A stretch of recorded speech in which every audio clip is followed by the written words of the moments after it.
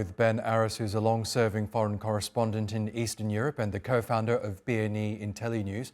He joins us now from Berlin. Really good to have you back with us, Ben. Firstly, we know that the current talks underway in Saudi Arabia between US and Russian officials. On the agenda is the Black Sea and restoring shipping in that key waterway. It's not something that a lot of people had foreshadowed as being a key agenda item. What's behind this attempt to address the Black Sea, do you think?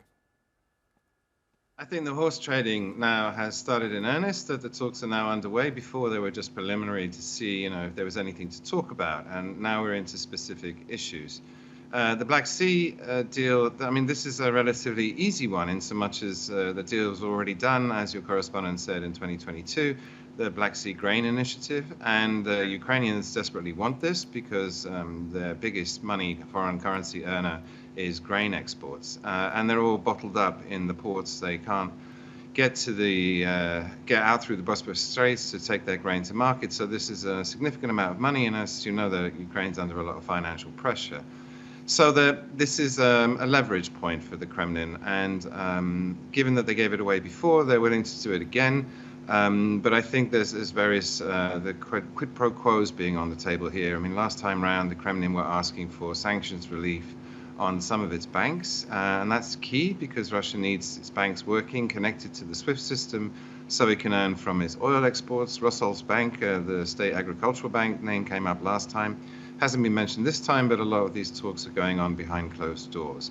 So they're starting off with an issue, I think, that can be resolved and can give a win. And given that Trump is overseeing all of this and is very keen to bring this conflict to an end, and the White House has not said there's a timeline, but they're talking before Easter, then they need some wins in order to keep the White House on board, because my view is if Trump loses interest, if it becomes protracted or bogged down, he'll just withdraw, and then that's bad for Ukraine, no more supplies, but it's also bad for Russia because the US up its sleeve still has some very nasty sanctions on tankers, on banks that it could impose, and Putin will want to avoid that.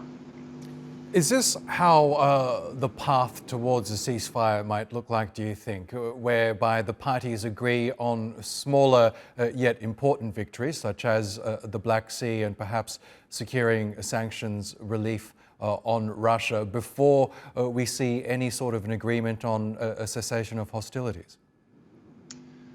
Yeah, well, it's a bit confused, isn't it? As Dasha was reporting, there's a 30-day temporary ceasefire that was agreed, proposed by the US and agreed in principle by Zelensky. And then Putin and Trump had a phone call about a week later, and Putin agreed in principle to this 30-day ceasefire, but specifically said that they wouldn't attack just the energy assets. However, he said there are conditions, and this is another thing I think is being talked about in Saudi Arabia today, is what those conditions are. And from the Russian position, they've got the advantage on the battlefield. They've just taken back all but Kursk region, the Russian regions the Ukrainians invaded. They've also got the momentum, the initiative on the battlefield in Donbass. They're threatening Pokrovsk, a key logistic hub. And the Russians don't want to give up this momentum. And what they're afraid of is that if there is a 30-day ceasefire, then Ukraine will have the opportunity to regroup, rearm, rest, and then go back into the battle after 30 days in a significantly stronger position.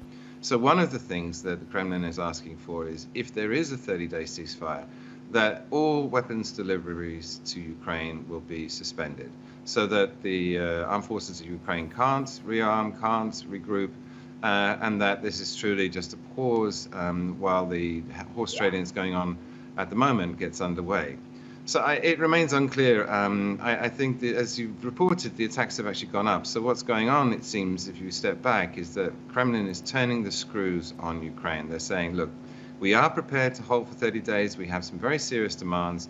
And this conversation that's going on in Saudi Arabia is like, if you don't give us what we want, say halting the arms deliveries, then we'll just continue to pound Ukraine and all its energy assets. And nasty attacks on Kiev this weekend, several civilians killed, but I think that was symbolic too, because the attacks on Kiev have been relatively limited. And I think by choosing the capital, particularly this weekend, was a signal to the delegates in Riyadh that this could get worse before it gets better unless some concessions are made towards Putin's demands. And Ben, how would you describe Ukraine's current ability to not only defend itself but launch its own attacks in the face of a surge in Russian attacks? Well, there have been some counter-offensives. The Ukrainian forces took back some small villages at the weekend. But as I said, I mean, they're facing overwhelming pressure by the Russian forces who are pushing towards this logistics hub in the center of Donbass. And they've been losing ground slowly but steadily. And the way it works with the drones, that the Russians are not able to follow up on their artillery barrages with infantry forward movement because they get killed by drones. But nevertheless, Russians are throwing an enormous amount of men in. The casualty figures, I mean, on the Ukrainian side, something like 300, 200 a day, but on the Russian side, over 1,000.